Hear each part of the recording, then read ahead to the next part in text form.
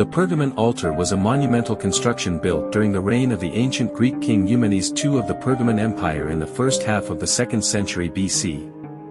It was one of the terraces of the Acropolis of Pergamon in Turkey. The structure was 35.74 meters wide and 33.4 meters deep. The front stairway alone was almost 20 meters wide.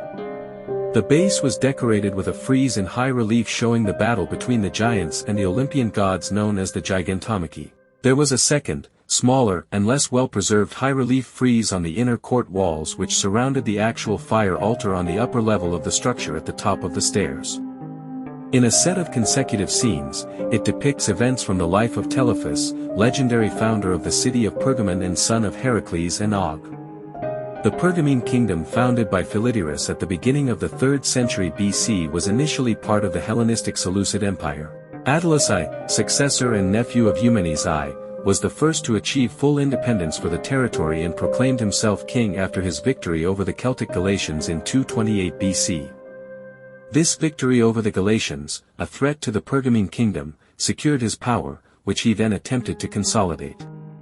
In 188 BC, Eumenes II was able to create the Treaty of Apamea as an ally of Rome, thus reducing the influence of the Seleucids in Asia Minor. The Attalids were thus an emerging power with the desire to demonstrate their importance to the outside world through the construction of imposing buildings. An important dating criterion is also the incorporation of the altar from the perspective of city planning. As the most important marble edifice of the Hellenistic residence and indeed erected in a prominent position, it was assuredly not begun only at the conclusion of numerous initiatives to upgrade the Acropolis of Pergamon under Eumenes II. The shape of the altar was almost a square. In this respect it followed Ionic models, which specified a wall enclosing the actual sacrificial altar on 3 sides. On the open side the altar could be accessed via a stairway. For cultic reasons such altars were usually oriented toward the east so that those bringing sacrifices entered the altar from the west. The Pergamene altar follows this tradition, but to a truly monumental extent. The huge, almost square base was 35.64 meters wide and 33.4 meters long. The stairway on the western side is almost 20 meters wide and intersects with the lower level, which itself is almost 6 meters high. Gray-veined marble from the island of Marmara was used, which was typical for Pergamon. In addition to the Proconnesian marble, darker marble with recognizable fossil inclusions came from Lesbos Moria was also used for the frieze is 113 meters long, which makes it the longest surviving frieze of Greek antiquity after the Parthenon frieze. The Gigantomachy frieze on the outside walls of the Pergamon altar avoids to a great extent any direct references to contemporary military campaigns.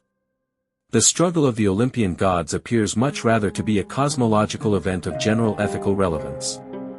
The scanty remnants of the dedicatory inscription also seem to indicate that the altar was consecrated to the gods because of favors they had bestowed. The divine addressees could be especially Zeus, father of the gods, and his daughter Athena, since they appear in prominent locations of the Gigantomachy frieze.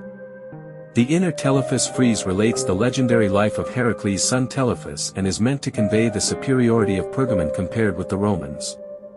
Thus the founder of Rome, Romulus, was traditionally nursed only by a she-wolf, whereas Telephus, to whom the Attalids trace their ancestry, is shown in the frieze being suckled by a she-lion. It is estimated that the frieze was constructed between 170 BC and at least the death of Eumenes II in 159 BC. The Macedonians, the Galatians, and the Seleucids was designed by Phyromakos and other greatest Greek sculptors, who included Myron, Phidias, Polykleitos, Scopas, Praxiteles and Lysippos. Since large amounts of money had to be spent on warfare until 166 BC, it is likely that construction of the altar could only start from this date. Just as uncertain is the nature of the sacrifices made there. Judging from the remains of the actual, relatively small fire altar inside the huge altar edifice, it can at least be concluded that its shape resembled a horseshoe. It was apparently an altar with 2 projecting side wings and 1 or several steps in front. Possibly the thighs of sacrificial animals were burned here. But it is just as possible that the altar served only for libations, wine and fruits. It is likely that only priests, members of the royal household and illustrious foreign guests were allowed access to the fire altar. With the rise of Christianity, the altar lost its function at the latest in late antiquity. In the 7th century the Acropolis of Pergamon was strongly fortified as a defense against the Arabs. In the process the Pergamon altar, among other structures, was partially destroyed in order to reuse the building material. The city was nevertheless defeated in 716 by the Arabs, who temporarily occupied it before abandoning it as unimportant. In 1878, the German civil engineer Karl Humann started official excavations on the Acropolis of Pergamon, an effort that lasted until 1886. The relief panels from the Pergamon altar were subsequently transferred to Berlin, where they were placed on display in the Pergamon Museum. Alexander Kahns, who was appointed director of the sculpture collection of Berlin's Royal Museums in 1877, was the first person to connect the fragments with the Ampelius text and realize their significance. The timing was good, because the German government was anxious to match the other great powers also on a cultural level after the German Empire was established in 1871. The first Pergamon Museum was opened in 1901 with the unveiling of a bust of Karl Humann. In 2004, the completely restored frieze was presented for public viewing. The Pergamon altar can now be viewed in a form reflecting current scientific insights. In 1998 and again in 2001 the Turkish Minister of Culture demanded the return of the altar and other artifacts. However, this demand did not have an official character and would not have been enforceable under today's standards.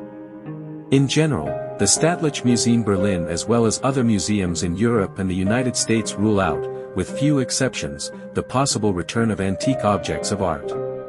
Today, most of the altar foundation as well as several wall remnants are at the original